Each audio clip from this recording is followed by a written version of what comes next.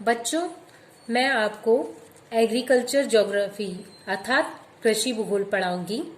Syllabus के according अगर हम देखते हैं तो हमारा सबसे पहला जो टॉपिक आता है वह है कृषि भूगोल का अर्थ, प्रकृति, विषय क्षेत्र और महत्व। तो आज की क्लास में हम जिस विषय पर पढ़ेंगे वह है कृषि भूगोल का अर्थ और प्रकृति। आज केवल हम कृषि भूगोल का अर्थ और उसकी प्रकृति पर ही पढ़ेंगे। जैसा कि आप अच्छी तरह से जानते हैं कि भूगोल एक विस्तृत और व्यापक विषय है।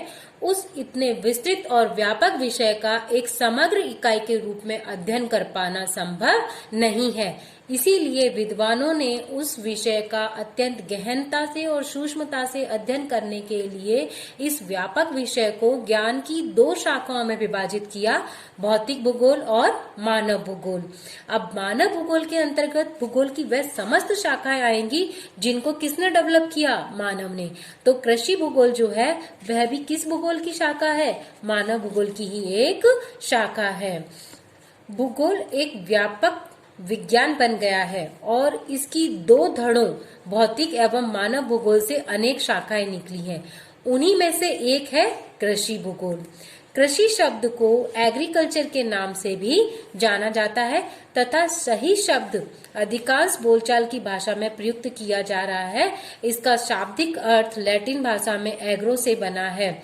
इस शब्द का अर्थ मिट्टी की जोत यानी कल्टीवेशन से है। इसी तरह कल्चर से तात्पर्य है संस्कृति यानी मानव के रहने का अपना ढंग, a way of living of man या a particular art of living कहा जा सकता है। अर्थात समझ में आया आपको कि एग्रीकल्चर जो है जिसे हम कृषि भूगोल भी कहते हैं, एग्रीकल्चर शब्द दो शब्दों एग्रो और कल्चर से मिलकर बना है। एग्रो का अर्थ होता है मिट्टी की जोत करना, है ना, यानी कल्टीवेशन करना, कृषि करना। और इसी तरह कल्चर का अर्थ होता है संस्कृति, यानी हम किस तरह से रह रहे हैं, हमारे जीवन का जीने का ढंग क्या है। इस प्रकार से कुल मिलाकर इन दो शब्दों से मिलकर एग्रीकल्चर की उत्पत्ति हुई है। इस प्रकार कृषि एक मानव समूह या मानव समुदाय द्वारा मिट्टियों पर की जाने वाली कला है या वह कार्य है जिससे फसलें उत्पन्न होती हैं। समझ में आया कि मानव समुदाय द्वारा मिट्टियों के साथ में जो कला की जाती है या जो कार्य किया जाता है मिट्टियों के साथ, जिससे क्या होता है, फसलें उत्पन्न होती हैं, उसी क्रिया को हम क्या कहते हैं? कृषि कहते हैं। या दूसरे शब्दों में यूं कहा जा सकता है मिट्टियों से फसलें पैदा करने की जो कला है वही क्या है? कृषि है। जिमरमैन ने कहा है कृषि के अंतर्गत भूमि से जुड़े सभी मानवीय कार्य, चाहे वो खेतों का निर्माण करना हो, जुताई हो, बुवाई हो, फसल उगाना हो, सिंचाई करना हो, पशुपालन हो, मत्स्य पालन हो या अन्य जीवों का पालन आदि हो, इन सभी को जब सम्मिलित किया जाता है तो हम इसे क्या कहते हैं? कृषि कहते हैं। ऑक्सफोर्ड अंग्रेजी शब्दकोश के अनुसार एग्रीकल्चर यानी कि कृषि मृदाकर्षण एवं खेतीबाड़ी का विज्ञान है जिसमें विभिन्न क्रियाएं जैसे कि संग्रहण यानी इकट्ठा करना, पशुपालन पशुओं को पालना, जुताई भूमि की जुताई बुवाई करना आदि सभी क्रियाओं को क्या किया जाता है? सम्मिलित किया जाता है। गिर्ग के अनुसार फसलें पैदा करने हेतु मिट्टी को खोदने का कार्य ही कृषि कहलाता है। अब ग्रिग ने क्या कहा है कि फसलें हमें पैदा करनी है और उन फसलों को पैदा करने के लिए हम मिट्टी को खोदने का कार्य जो करते हैं वही क्या कहलाता है? कृषि कहलाता है। इस प्रकार कृषि का अर्थ व्यापक है। इसके अंतर्गत मानव की उन समस्त क्रियाओं को सम्मिलित किया जाता है जिनकी सहायता से खाद्य और कच्चे माल की प्राप्ति के लिए मिट्टी का उपयोग होता है।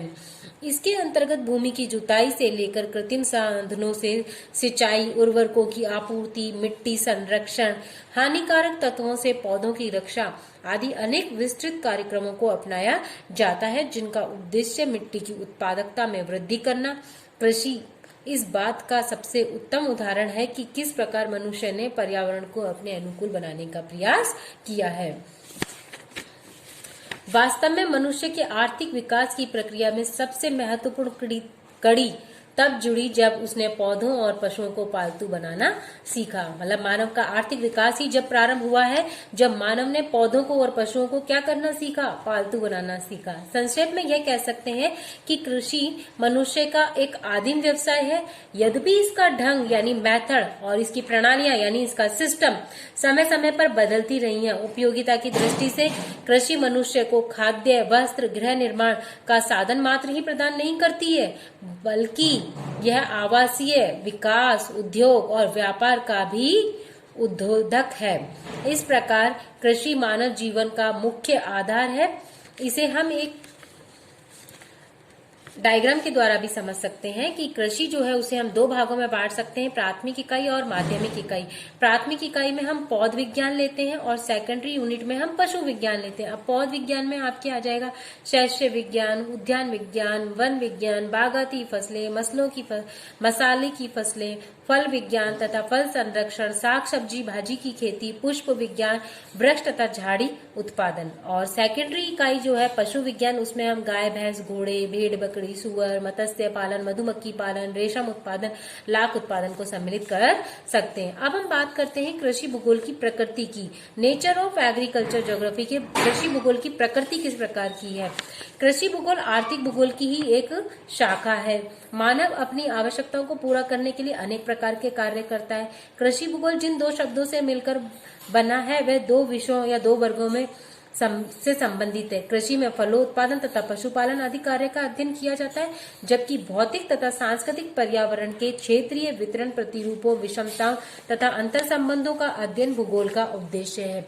इस प्रकार कृषि भूगोल में कृषि से संबंधित कार्यों यानी फसलों का उत्पादन और पशुपालन का भौतिक एवं सांस्कृतिक पर्यावरण के संदर्भ में विश्लेषण करते हुए अनेक स्थानिक प्रतिरूपों के अध्ययन पर बल दिया जाता है। किसी भी विज्ञान की प्रकृति मूलतः तीन बातों पर निर्भर करती है। एक है अध्ययन की विषय सामग्री, दूसरा अध्ययन के उपागम यानी अप्रोचेस, और तीसरा है अध्ययन के उपयोग में ली जाने वाली विधियां और तकनीक। अतः कृषि भूगोल की प्रकृति जानने के लिए हमें इन तीनों बातों पर विचार करना आवश्यक है। यानी कि हम कृषि भूगोल की प्रकृति जानना चाहते हैं तो हमें एग्रीकल्चर ज्योग्राफी का कंटेंट, उसकी अप्रोचेस और उसके मेथड्स और टेक्निक को क्या करना होगा, समझना होगा, उस पर विस्तृत अध्ययन करना होगा। बर्नहार्ड ने कृषि भूगोल को कृषि विज्ञान तथा भूगोल दोनों ही माना है, क्योंकि इसमें विषय वस्तु कृषि विज्ञान की है और अध्ययन विधि का संबंध भूगोल से है।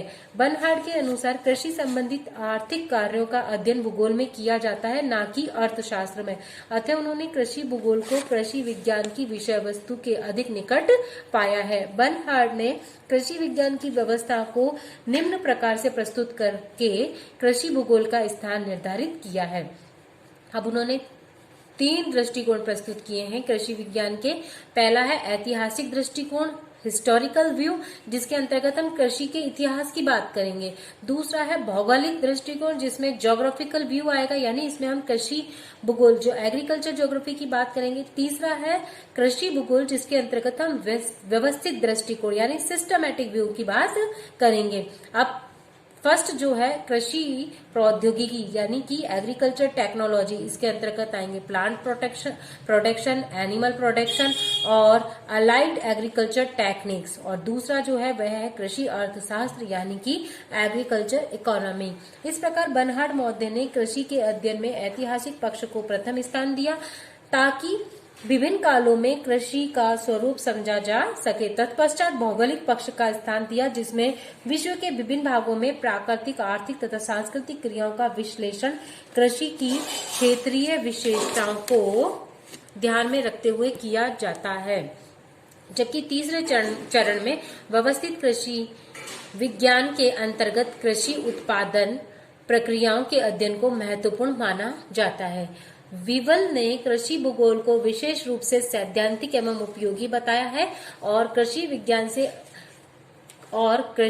विज्ञान से इसे अलग रखा है। उन्होंने कृषि भूगोल का लक्ष्य धरातल पर कृषि की प्रादेशिक भिन्नताओं और विशेषताओं का विश्लेषण करना बताया और इसे तीन उपभागों में विभाजित किया है, सांख्यिकी और कृषि भूगोल यानी कि स्टैटिकल एग्रीकल्चर ज्योग्राफी, दूसरा पारिस्थितिकी कृषि भूगोल इकोलॉजिकल एग्रीकल्चर ज्योग्राफी, और आकृतीय कृषि भूगोल यानी कि जिसमें हम आकृति की बात करेंगे वह आकृतीय कृषि भूगोल।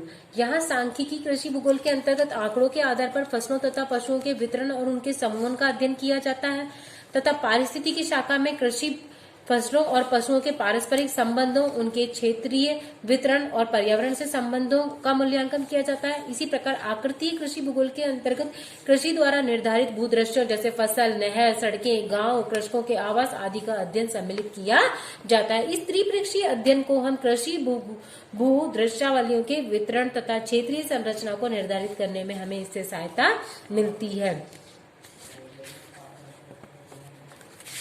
तो इस प्रकार से हम देखते हैं कि कृषि भूगोल जो है वह भूगोल भी है और विज्ञान भी है, उसकी प्रकृति दोनों ही है।